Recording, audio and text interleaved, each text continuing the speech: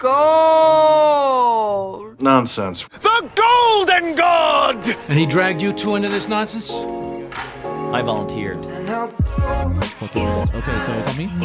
Is it Dave? We're good? I think it's on me. Yeah, we're good. Okay, yeah, do Rock.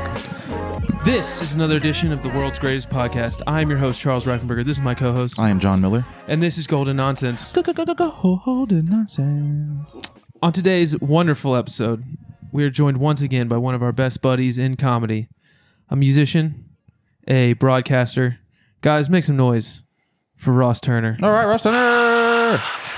Oh, you got it. Oh, look, you guys got a production now. Look at you go. You didn't see the studio, bro? You know how long it took for me to figure out what the buttons were? It's literally radio. C. It's the C button is for clap. In radio, we call How hard is we that? call them hotkeys. The They're called hotkeys. Hotkeys. No, Yeah. they're buttons. Yeah, okay, they're in the buttons. When you're first starting out, they're called buttons. But when you get to the next level, they're like you better set the hotkeys and you better set them right. And then you have like a map. It's a hockey map. Well, it's basically just like picture a drum machine, but on a screen. Yeah. And they're touch screen, and you'll have different layouts, and you can have up to like 10 pages. Oh, wow. And you'll have like it's like Dingo and the baby. Wah! And you push the like the cry, like all that stuff. So Bam, bam, bam. You got that one in Air there. horn, yeah.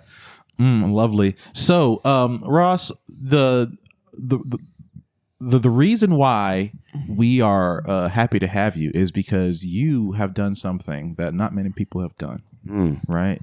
You head up and are in a band that just released an album. Congratulations to that. Thank you. You know what I'm saying? And also, you're playing on the Riverbeat. The Riverbeat Music Festival. Yeah, Riverbeat Music Festival. Yeah. Now, I know that's a big deal, but could you explain to me and our audience, not India anymore, because those bastards, They betrayed us. They betrayed us.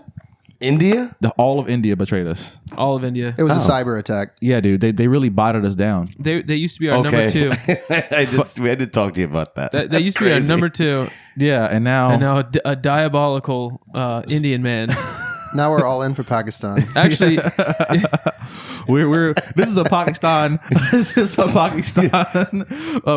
podcast. This And is a Gold PvP. Nonsense is Kashmir, and you guys are losing the water supply. What's up? But anyway, how did you get to how did you make that happen, dude? Did someone pick you, or did you like put your name in the hat? What'd you do? I know. The organizers saw us play live. Okay. I knew them from beforehand, but yeah, they saw us play, and they're like, and we're their style of music. yeah. So it kind of worked out, and he's like, "Yo, do you want to be on it?" I was like, "Yeah." That's kind of because I look at Riverbeat like it's Beale Street Music Festival, and when I first moved to Memphis, I was like, "Man, it would be really, really cool." Because I was doing stage announcements for the radio station at the time, Yeah. and so I would get to like introduce like Beck or like Clutch or all these other bands. I was like, "Man, these stages are awesome. I would love to play a stage like this one day." And this is the second band that I've been in Memphis, and this one I think is like the like just. For one reason or another, it's just we're flying at 100 miles an hour, and things are starting to click, and they clicked at the right time. People saw us, and I didn't want it like as much as I do believe it's a friend helping another friend out. Yeah, it's not without merit, and that's what I was afraid of because they're the only. I mean, dude, and that like you feel like there's some nepotism bands on.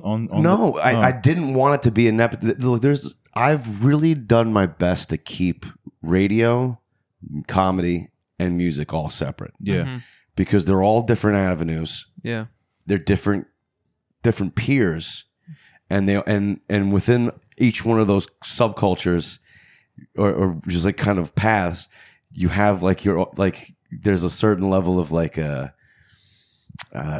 you have to earn that, right? You have to earn to be booked on shows. You have to be earned to ask to open up for other acts. Yeah, you have to earn endorsements from clients and stuff like that. So and the worst thing that I could ever do in any of those is undermine it by taking a shortcut. Yeah. Because I mean, I don't see how you could even manufacture a shortcut in any one of those fields. Oh, there are ways to shortcut. Like what? I mean, in comedy, you can know the guy. Your best friend starts doing a showcase, and you just end up being on more of the for sure, showcases. for sure, more for sure, yeah. Hey, it's not. I've been everybody using else's- that trick frequently. Well, as you should. If everybody at home doesn't know, this is the guy who runs this show. I'm just saying, and if you just happen to be hanging out with people who are election motivated, and they gel with you, it is what it is. Yeah. I mean, you can look at the comedy landscape right now. You don't of the want it Rogan before world. you don't want it before you deserve it. That's just 100%. That's I think that's a you know, I've been told good thing. that whenever in stand up, namely, right? Mm-hmm. Once you get the opportunity that makes you the household name, the star, you're working professionally now forever since you've gotten the deal. If you feel almost beyond it, right? Like, back in the day, it used to be a Comedy Central special, right? Mm-hmm. And when you get it, you're like, fuck, I didn't want it anymore. It didn't really matter to me when you got it. You know what I'm saying? Because you've matured past it. You know what I'm saying? Like, or it's the whole process of getting to that point has not necessarily made you jaded, but it's like you've realized or learned along the way that that's really not the goal in the first place anyway. Right. It's more or less getting it's actually honing your craft, getting better at that, working at that, forming relationships, comparing notes with other people that are doing the things that you love. Yeah, that or you'd you like just to still do have better a at. hole in your soul that isn't filled by whatever level of success. success that No, you and that's the other side of that. which is a common occurrence. I I think that's very real. I know it's real. I have a buddy who's financially successful and he's depressed, and I don't even understand it. I don't even understand it because it's like 99% of my waking brain power is going to not being a shithead or unsuccessful. I'm trying hard to be successful in whatever I'm trying to do, right? Yeah. And it's like, oh, you got the payoff and the payoff sucks. Boo hoo. I don't like that. You know what I'm saying? Like, yeah. I mean, set a new target or whatever, but don't just be like, oh, you don't get it, bro. Money won't solve your problems. What problems you got, my nigga? You know what I'm saying? Like Money will solve a lot of problems. yeah. Enough money will solve 99% every of my problem. problems are all because of money. Yeah. No, It's just money, real. Yeah, and enough money solves every problem. I'm telling you. And now it'll open doors. It won't keep them open. Right. Yeah. Right. I mean, that's Right. But kind then, of, if you have enough more money, then you can just- reopen that door. You could just Yeah. buy the door. You can buy the door. Yeah. to buy the door. I like this door. I want it. Now, in music, all right, you might be able to buy the club and you be the house club for your own band. Yeah. James Dolan, who owns the Knicks and he also owns the Sphere. He owns Madison Square Garden. Oh yeah. He is in a dad band.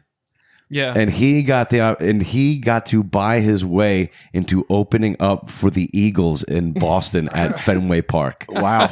Now, James Dolan, Do you know if he's good at all at dad rock? I've heard it. It's that dad rock, like 4 or 5 chords. Right. You're gonna have a sax solo and stuff like that. Yeah. You can sound like a really good band, but it doesn't move anybody's soul. Right. You know what I mean? Yeah. You are the soundtrack You're a placeholder. to someone finding their seat. They're like, B, 1F, 1F.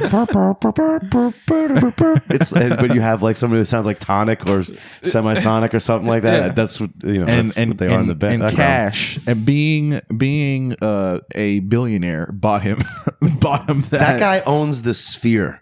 No, That's I in crazy. Las Vegas. That's crazy. No, I get it. I Yeah. understand. He's like, not only is he the owner of an NBA team, Yeah. but he also owns the most prime performance venue in the country.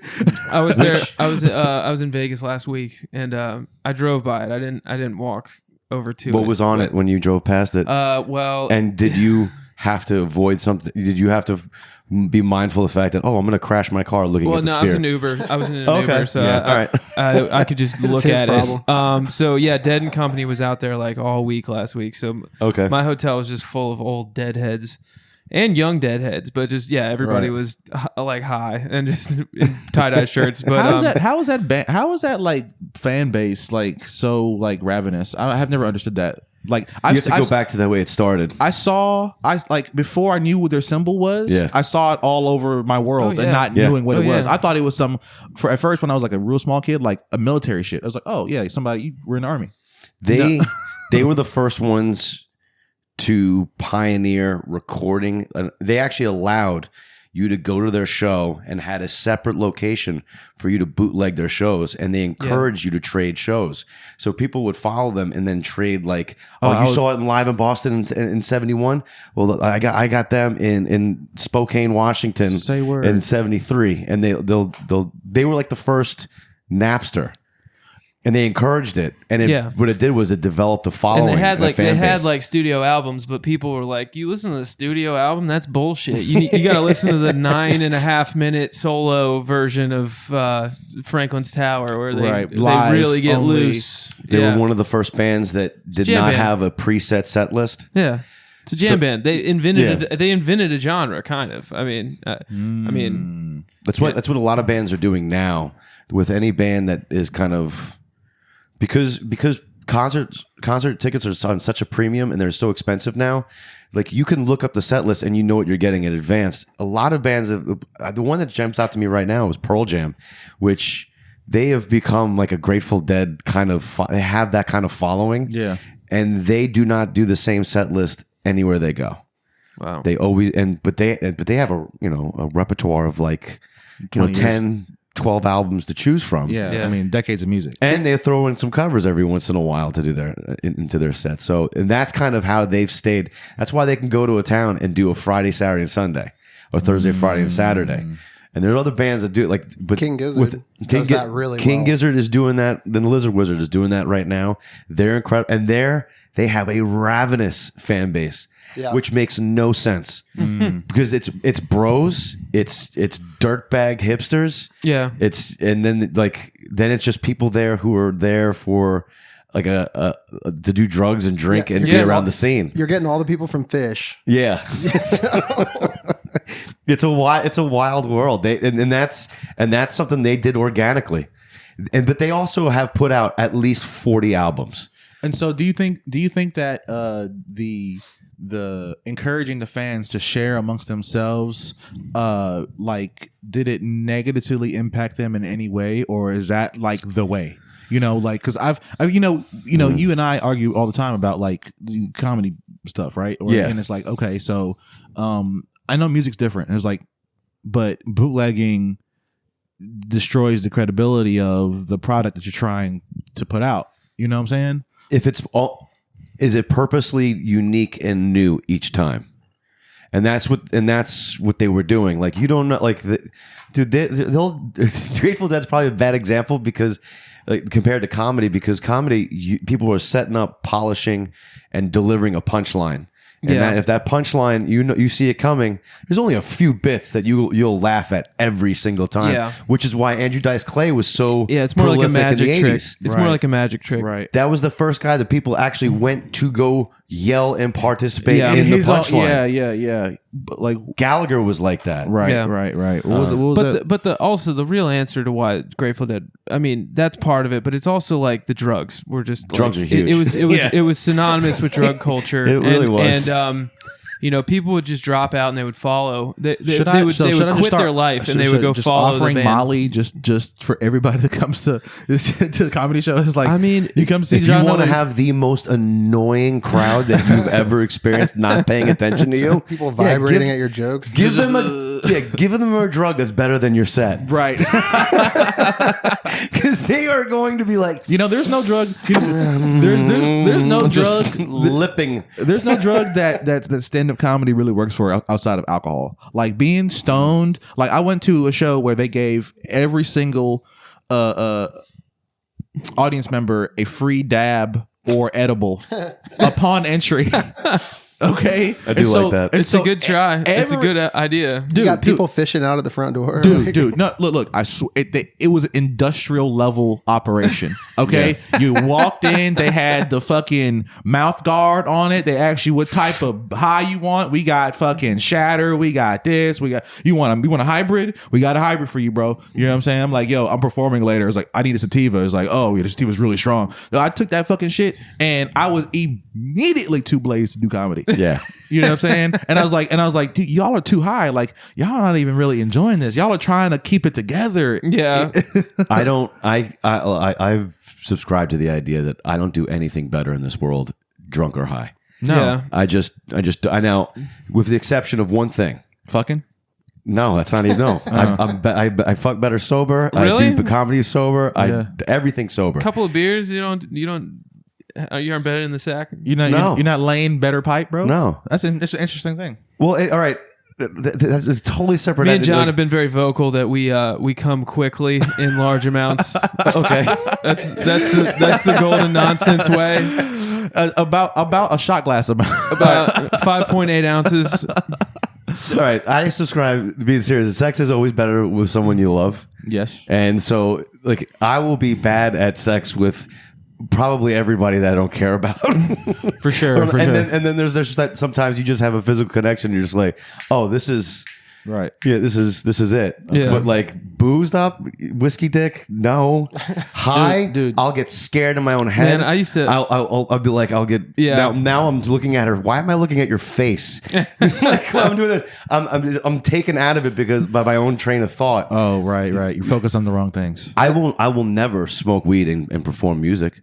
Never. Yeah. And That sounds I've done it 2 or terrifying. 3 times, and it every time it's like, oh, they're looking at me. Oh, I'm messing up. And then you look at your hand and you're not messing up. And you're like, yeah. Dude. What am I doing? Look, the anxiety. I don't play music, and I perform high quite often. It's hard enough, as but it is. it's already hard, and I think that's what it is. I'm addicted to hard things, and I was like, you know what? Let me self-sabotage. And if you have a good set, you know, if you're blitzed out of your mind in some form or fashion, it makes you feel good, but it doesn't really move the needle for being better in any way. You know, you just kind of charisma your way through the moment. You know, your charisma was higher than your drunk at the time. Well, it's funny that if you took Adderall to study, Yeah. they always said if you need to recall that when you take the test, You gotta take you Adderall gotta again. take more Adderall. Yeah. So if you went to study for a test, you better buy 2 Adderall, Right. one for the night you study, and then one for the day that you go to take the test. Some people I watch Yeah, well, I didn't sleep, so I need the Adderall just to stay awake. stay up, wait for the test the next Yeah. day. Some people I watch, I don't know if it's all created equal because if I'll do stand up high, Yeah. and it's touch and go for me to remember or be in the pocket or anything Yeah. like that. But some people, if you did your first set high, I feel like if that's just the way you do it, they get used to doing that. And Yeah. because I did a show with a rapper one time, and that guy was getting blitzed, like just blitzed before. I'm like, how do you remember? All your words. Your Your words. songs. Yeah. And he's like, I've always done it like that. I'm like, I don't know if that's just if you start that way and you get comfortable that way and that's your way. Because then the next thing was good luck doing that sober. Because that might be the hard thing. And I remember I was on stage one time and I was backstage one time at a show and Snoop Dogg was playing. And I go, for real. And he had a blunt in his hand the entire time. And I was like, how? And I look at the stage manager. I'm like, how is that guy remembering his lyrics? He goes, look at the front of the stage. And I look, and there's 3 screens. And he has all his lyrics popped up because he's got a chalice in one hand and a microphone in the other. And when the chalice is in his hand, he's got a blunt in that hand.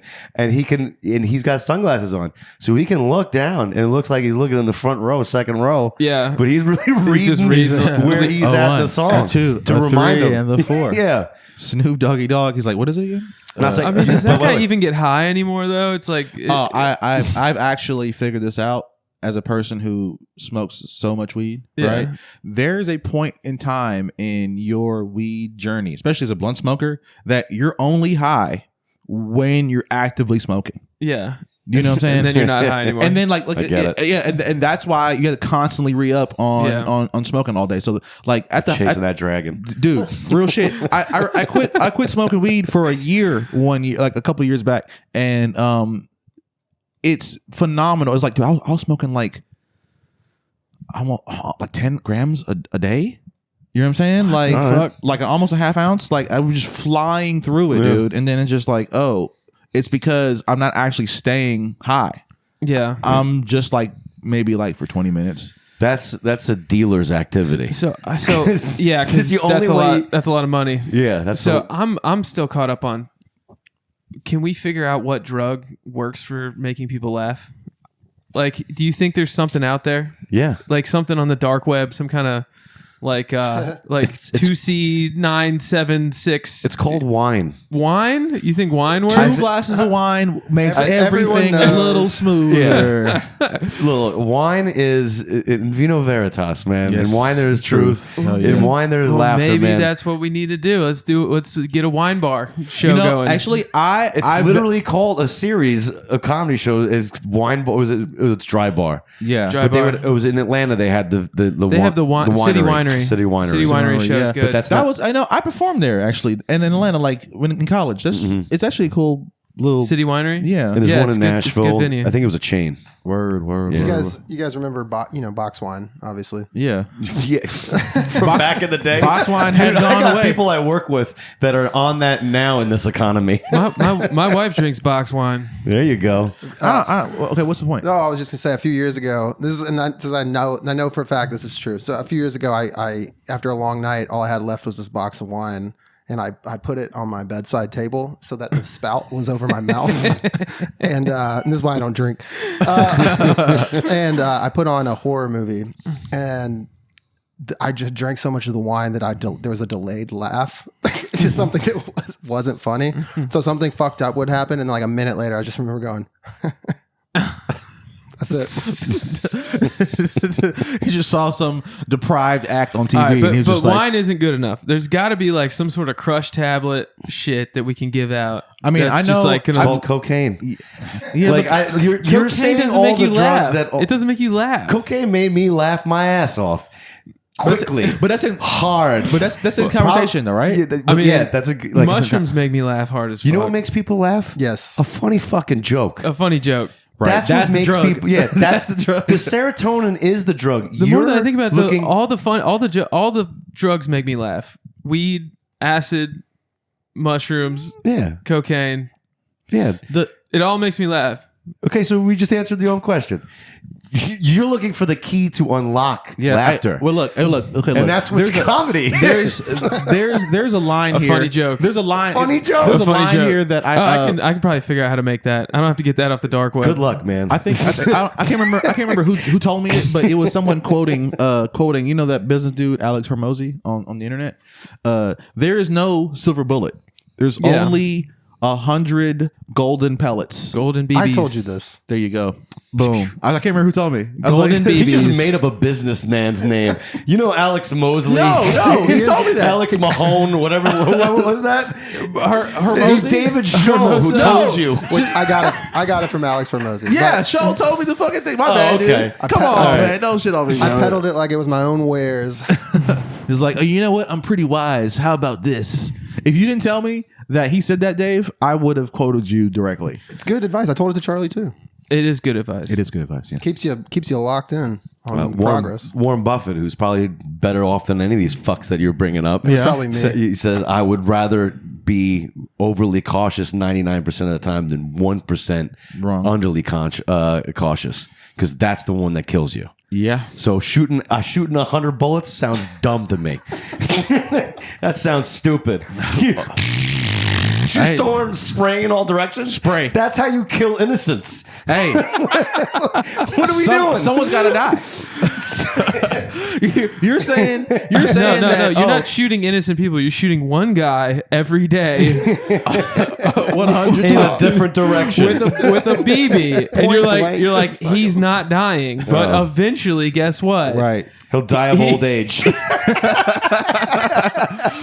the silver bullet was never going to work anyway. You fill him with BBs, and then eventually, no, it's not old age. It's you get 100 BBs in your body. No, you can't kill somebody with 100? BBs. They You don't gotta even break shoot the 'em. skin half the time.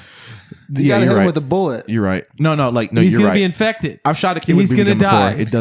It doesn't break the But skin. everybody's got an uncle that's got a BB stuck in their hand. Somewhere. Like, see that right there's that uncle, that's a BB. Which they could easily have When my removed. best friend shot me.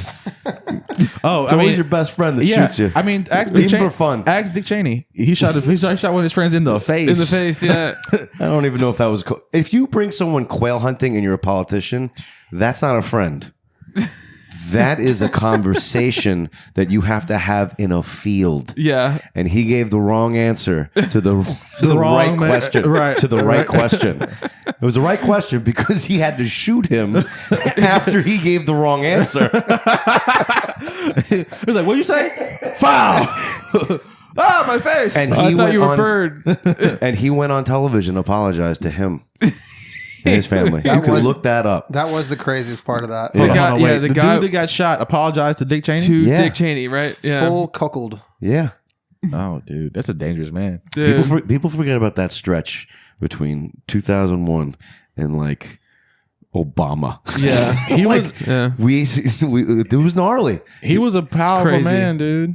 Did Christian Bale? I mean, it's make him it's cool? the end of our country. That's when it went down. Really. I mean, Anytime they name something Patriot Act, yeah, Oh yeah, yeah, something tells me there's a guy with that's why this guy Pete Hegseth right now, he's got the "We the People" on his Yeah. forearm. Like, that guy's gonna violate my rights.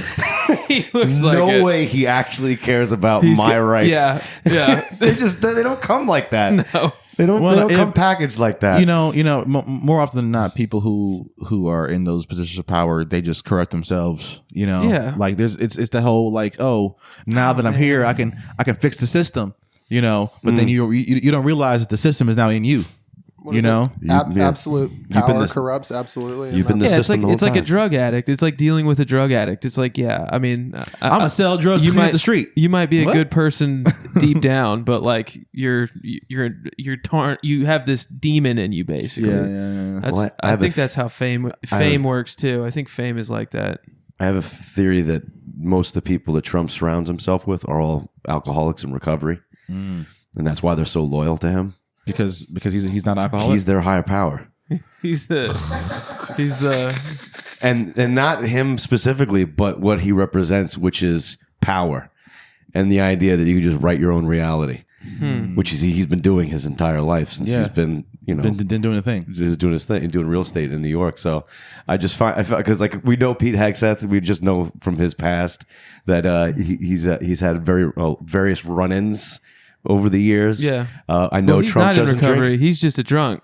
He's still Well, drinking. Well, it's in the community they He call him said- dry drunks. He said if well no, but he still drinks, right? no. Hegseth? Yes, What is a he dry? does. What is a dry drunk? What is that? Is a person that doesn't work a program, doesn't actively work It's 12 what, steps. It's what I am now. and doesn't because drink. I'm not in the program anymore. Oh, I'm white knuckling it. Which Yeah. it does feel like I'm white knuckling it. As of lately, You know what they don't tell you? I am white knuckling it. People lately. in the program white knuckle it all the time too. Oh yeah, sure. It's called reality and it sucks. Yeah, And yeah. there's a lot of decisions to be made, and life's hard. Life is difficult. hey man, look, life is hard, and I'm going through it right now. And for anybody going through it, Golden Nonsense loves you, bro. Because it's fucking tough out here, man. And you know, people will take it out on themselves or others. So don't ever do that. You know what I'm saying? And Yeah. make sure you get the appropriate My help, pillow bro. guy, Yeah. recovery. Recovery. Crackhead. Seriously? Crack? He was a crackhead. No Crack? way. He was a crackhead. And then What's his he name? promoted Mike sleep something? products. He stayed up all night. He was like, "Yo, this pillow can be so much better." It's like, yo. But yeah, no, like, it's He was documented. blaming the Like, pillow the whole he's- time. Yeah, like, that's he's so funny, he's admitted. dude. He's That's so admitted that he's funny. had so many problems and stuff like So that. all right, so back when you were doing AA, Mm. and you know you had to have like a higher power. What was your conception of a higher power? It was the group. Just the It was the collective the knowledge, community? the community, the collective The knowledge of the community. group. Because that's really, you can't Sip prove. my beer real quick. I always think that if you're talking to an entity that's up in the sky, this, that, and the other, you're Yeah. just talking to yourself. And, Yeah, or you're talking to the if, universe And if you get an itself. answer, that's just your inner monologue Well, talking back to the, you. the thing giving that- you the, hold on, you asked. Yes, Let me give you okay, the all right, answer. all right, all right. You're getting the answer that you really wanted the whole time. So you're not getting feedback from anybody but yourself. Because everyone has an inner monologue. yeah. Not everyone does, but yes. And we could talk about sociopaths a different time. Yeah. But they like that's what that is. And I can't outside of that, the best advice I've ever gotten was something I couldn't come up with or think about. It was just the old guy going, well, if you keep working on that problem, you're gonna have the best problem you've ever had. Yeah. Because you're working Why on don't it. you just do something else and maybe that'll fix itself? Yeah. Or maybe you'll come up with a better answer later on. Sure. It's always been the best piece of advice. Honestly, that's pretty profound. That was profound when I needed it, when I got it. That was not me praying by myself, talking. I've gone on to lakes. I've gone on walks. I thought I saw God and a squirrel one time. Like, just all these things I'm just searching and needing and all that stuff. And none of it's ever cut through the dust like another human being look at me and saying, yo, what the fuck are you doing, man? Yeah. What are you talking about right now? What are you talking? You sound like a fucking crazy person. Well, that's so good. Is community like, and I think that's it's great. is that people. It's what people are missing. There's a thing they say in AA. They say even a crazy person listening to another crazy person will say, "You sound fucking crazy." Yeah, I like that a lot. And we're in a like almost a pandemic of loneliness, bro. Absolutely. You know what I'm saying? Where it's real. like, and this is like, y'all know my aspirations for stand-up comedy for my career or whatever, right? Mm-hmm. But it's like the one thing I love about it most is like I have a built-in set of friends in every city in America. Yeah. No matter where I go, because if I find a stand-up comedy club, I know there's gonna be people kind of like me. Yeah. You know what I'm saying? And I don't ever want for friendship, even though I have good friends and I like people. I want friends. That's beautiful, you know. But it's just real, and so it's like the fuckers that are outside right now or on that list from last week, right? They're like, how many of those guys are really serious?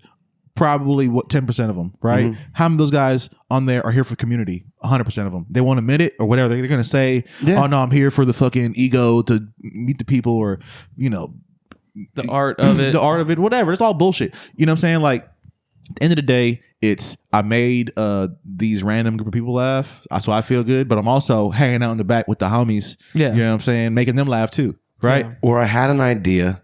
I think other people will find it funny. Yeah. Well, that's the artistry. That's the artistry side of it, and that's real. That's part of it. And so I feel that a lot. when someone like Henry Coleman shows up to a show, right, and he smashes wherever he goes, right. I see the process of him working, and he doesn't really hang out too much anymore. And it's probably because he's busy or whatever, and I get it. But I kind of feel like, damn, like I wish he would hang out, just because I might not even talk to him. But just having him around, the fucking energy is different, and so it's unique and blah blah blah. If he's willing to talk like that, there are certain guys that do not communicate and hang like that. Yeah, and Rob Love, he comes, he does his bits, he chills, he might give a high five to that and the other, have a conversation, and he gets out. Yeah, and because we'll all kind of like try to one up each other, and there is a level of competition to this a lot of times. But he said one of the most profound things to me. He's like, I am a comedian. I'm not your clown. I come here to work on my bits and then I get out. Yeah. And I'm like, that's a man who has a life outside of comedy. Yeah. Yes. Is what I hear, and I see that. Yes, and yes. Not all the time. That's not always the case with a lot of people. You're right. And then you blur the lines between you actually doing this for the thing, or you doing it for you, Yeah. And there's, and I think that's a part of the fun of it, but it's also that's the trap. You can obsess over anything and make it your muse or whatever, and it be to your detriment.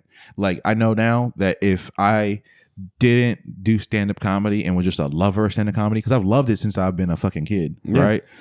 And I use my skills elsewhere. I would almost feel like I'm watching TV to try to understand what they're going through. Like, damn, that dude is hilarious on stage. What did it take for him to get there? I'm gonna think so hard about that, but instead of me like wondering or regretting, I was like, fuck it, I'm just gonna do it, right? And I always wonder, is like, I probably would be hella successful in whatever else that I did if I didn't do comedy, because now I'm telling dick jokes, drinking 4 nights a week, blah blah blah. You know what I'm saying? Blah blah blah. And it's like, man, do I love it? Yeah. Do I care about it? Yeah. Should I do something else? Maybe. I don't know. Yeah. You always would have.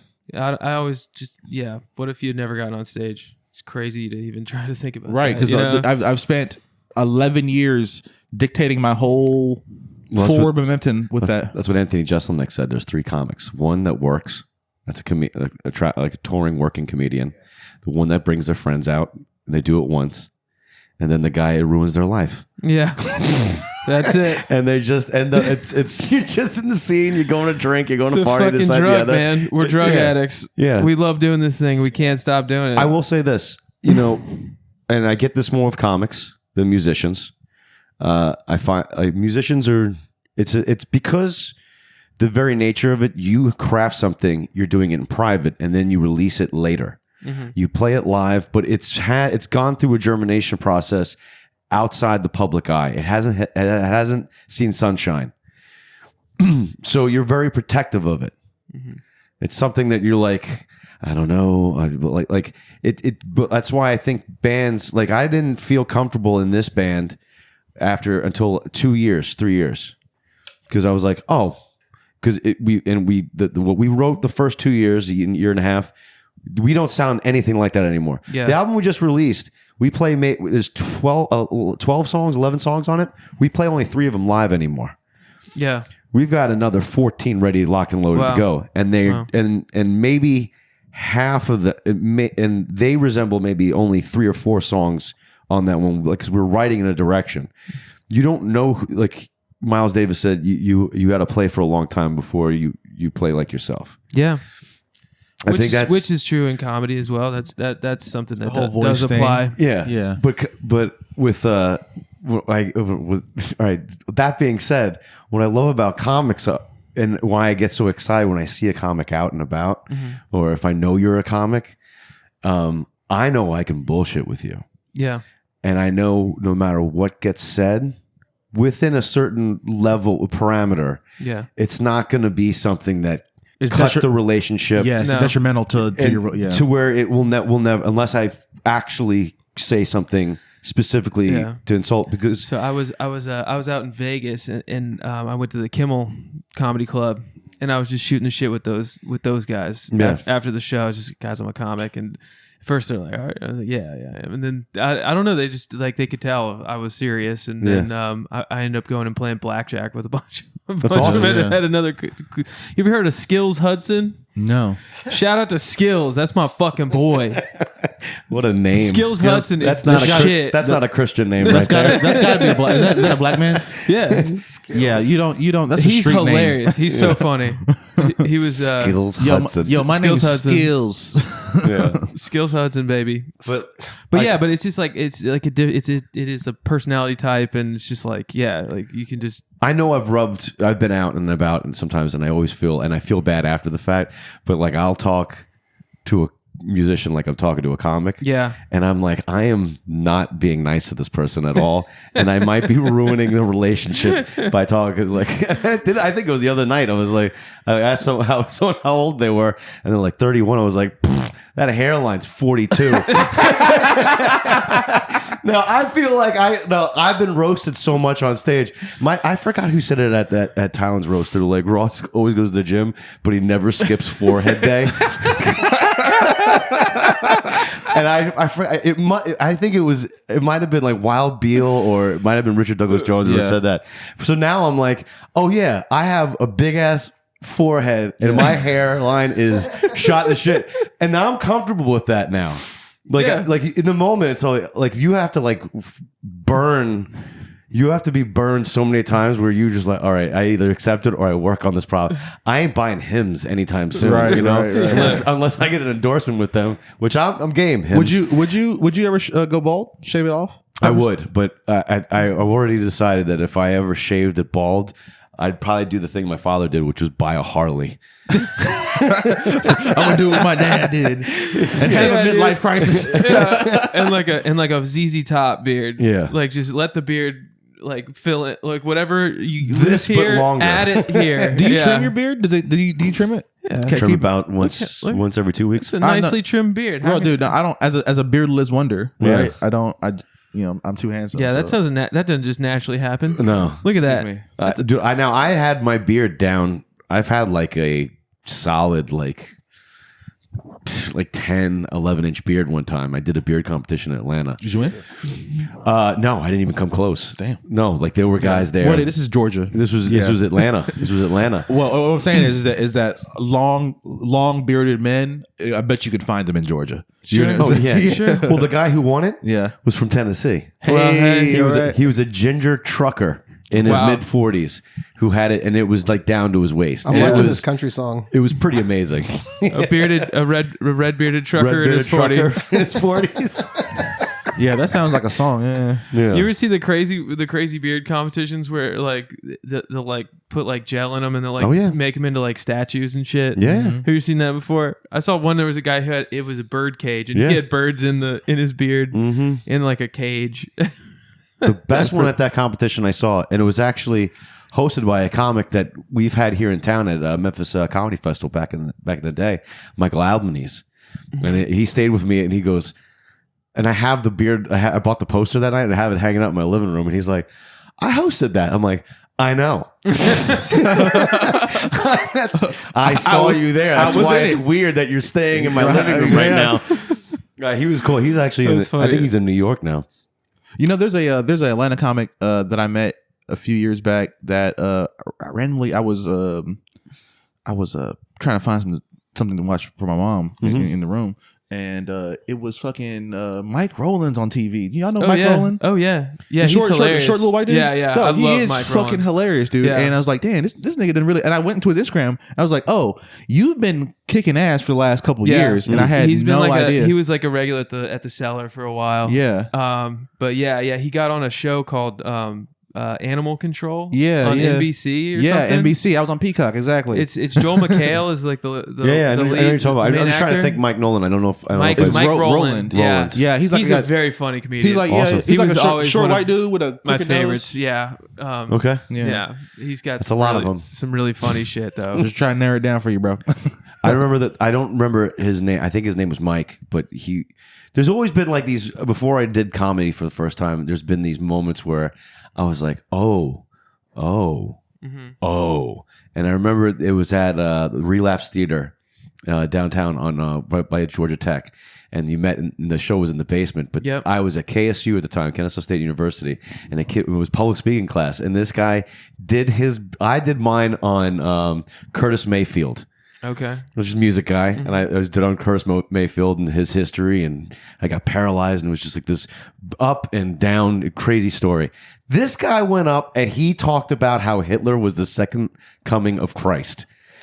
That he and I and we all and I wasn't familiar that he was a comic or anything like that. So this was at public speaking class. School. It was at school, and that was his thesis for the end of. And no one knew he was a comic. That guy was just doing a bit. And I was dying laughing at what he was. I was like, this is hilarious. Why is this so funny?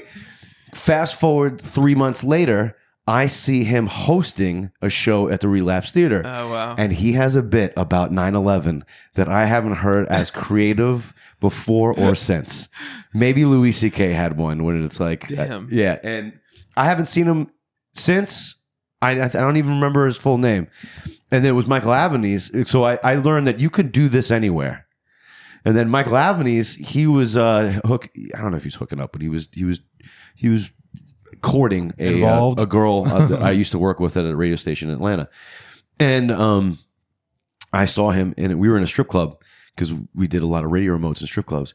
And he was just hanging out while she was doing her thing, and he was just playing on his phone the entire time. I'm like, "What are you doing?" He's like, just writing down." I was like, and he just looked at his phone and had a couple of little lines, and I was like, "Oh, those your lines for the day?" He's like, "No," and he just keeps thumbing up. These are my lines for the day, and it was just paragraph after paragraph after paragraph after paragraph of just stuff he was thinking that day, and he wrote it all down. I was like, oh, that's what you have to do. Yeah. And then a month later, I saw him opening up for Moshe Kesher. He was the host at the Improv. And I was like, that's what you have to do what he's doing. And then he moved to New York. He was doing corporate gigs. He's still doing stand-up and stuff like that. But he came to Atlanta one time with, I I forgot the guy's name, but he opened up for Bill Burr. He was telling him a story about Bill Burr. Just like he's like that everywhere. Oh yeah, he's like that. He's I bet he is. He said Bill Burr picked him up in Hell's Kitchen. Christ. He goes. They don't even have them. They can't put the phone in the thing. Like he's bitching about the phone charger. Like he's like someone's doing a bit. Yeah, like no, like someone's out there hearing him. Right. You know, it was Wow. He's just like that. yeah, but that like those are little things. Like so, I saw that before I ever did stand up for the first time. He must be like that. It wouldn't be funny if he wasn't being real. Yeah. You know, yeah. like that's the thing. That's like the weird thing about comedy. I saw an old clip of him, like probably the 90s or something. You know what I'm saying? Yeah. And I was like, oh, this is what happened. This is like right before he was like cool with being angry on stage. You know what I'm saying? And then it was like, oh, this is disingenuous because I've seen him be great. Yeah. And I was like, oh, you're trying to do comedy. The other shit when he like, you know, when he's like Comedy Central specials and whatever, that's the real dude. You know what I'm saying? You're seeing the work go into it. I played a show at B-Side a couple months ago. A friend of mine, and most of my songs, the way I write, are usually about how I'm pissed off at spirituality and stuff like that. A lot of times, there's just a lack of answers that I've ever had. And stuff like that. It's just, but those are actually just for me. Those are easy to write because that's where it comes. But I don't do that on stage. Right. 9 times out of 10. Because if you really want to like walk a couple people in the South, just start talking about religion. Yeah. So I remember I got off stage and my friend said, "Are you an angry person?" And I remember being like, I don't think so. Are you? Maybe. Kinda. Yeah. But I mean, yeah, I'm pissed. I'm kind of pissed. I felt like I felt like everything they told me when I was a kid wasn't accurate. Yeah. And then you spend the rest of your life learning that, and you're like, oh, yeah. Okay. Yeah, and then you're on your fucking own. It's all bullshit. Yeah. Everything's a fucking scam. Yeah. Your parents didn't know what they were really They doing. didn't know what the fuck they were talking about. And then they're right You there. think they did a great job? They fucking didn't. Yeah. You know, they're right there is your pathway to enlightenment. You know what I'm saying? Well, it's all wrapped up. It's all curiosity wrapped in fear and yeah. Well, my antidote to that is just empathy. It's just like they didn't fucking know. Of course they didn't. Well, I don't fucking know, and I'm not gonna know, and I'm gonna have kids, and then I'm not gonna know. So it's really helped me to just like realize that my parents were not perfect parents, but also just like nobody's perfect. It's impossible. But if you guys want to hear some angry ass fucking music, check out Death Revival. Go get the new album. What's the album called? Desperate Music, Desperate Times. Desperate Music, Desperate Times. That's a good name. Guys, also on all streaming platforms and everywhere. Go to Spotify. Yeah. You're on Spotify right now listening to this. Just click right over Death Revival and go to Riverbeats. Check it out Friday. We're playing on Saturday. Saturday. The same day as Public Enemy, Cage the Elephant, and the Killers. Oh yeah. Also, Joy Bombs is playing on the same stage as us that day as well. I think we can have that next week, right? Grant will be in here next week. Yeah. Grant, all right, cool. Hell yeah! And then you're doing Friday at DKDC too, right? This Friday, April 11th, we're opening up for Subteens. Hell yeah! Fuck yeah! That's fucking sick. Death Revival is on the way, baby. And hopefully we got the next album in July. August is the date to start recording that. Nice. Hell yeah, man! That's awesome, man. Well, this has been another presentation of the world's greatest podcast. Like we said before, we love you, and remember this. Thank you, Ross. Thank you, Charlie. Thanks for having me. And vaya con Dios. Vaya con Dios. Hell yeah. Adonde. I'll catch you on the flip side.